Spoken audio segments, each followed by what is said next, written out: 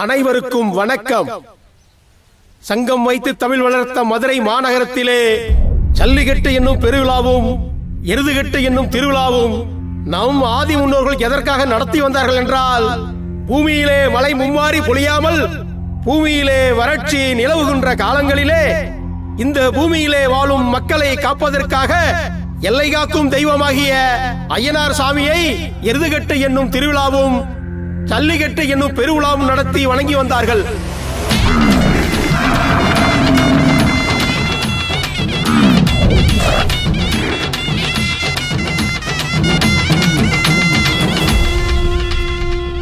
ஆகையினாலேயே ஐயனாராகிய நம் தெய்வம் நமது பூமியிலே அதிக மழையை பொழிய வைத்து நம் விவசாயிகளாகிய அனைவரையும் பொதுமக்களாகிய நம்மையும் ஐயனார் சுவாமி காத்து அருள் புரிந்து கொண்டிருக்கிறார்.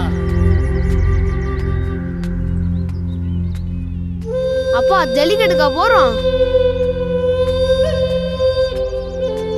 என்னப்பா ஒன்னும் பேசாமே வர?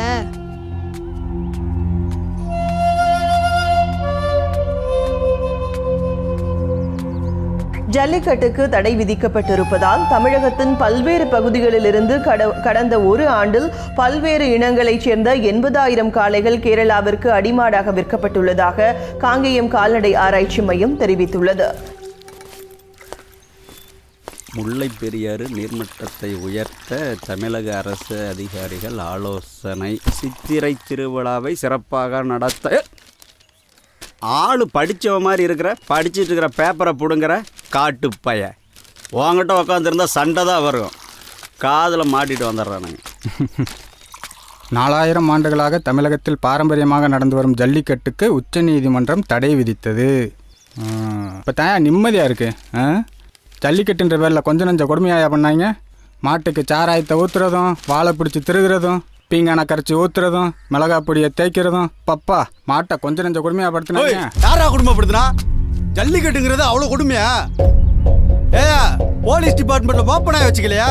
ராணுவத்தில் குதிரைப்படை வச்சுக்கலையா? ஏன் நம்ம ஊர் கோயில் யானா சங்கிலியில் கட்டி போடலையா? அதெல்லாம் வதையா தெரியலையா? ஜல்லிக்கட்டு மட்டும் உங்களுக்கு வதையா தெரியுதோ? மாட்டை பத்தி உங்களுக்கு என்ன தெரியும்? நாங்க 300 ரூபாய்க்கு கூலி வேலை பார்த்துட்டு வந்து 200 ரூபாய் மாட்டுக்கு போட்டு 100 ரூபாயில குடும்பம் நடத்துறோம்யா. அத நாங்க மாடா பாக்கலையா, பெத்த பிள்ளை ஏதாயா பாக்குறோம்.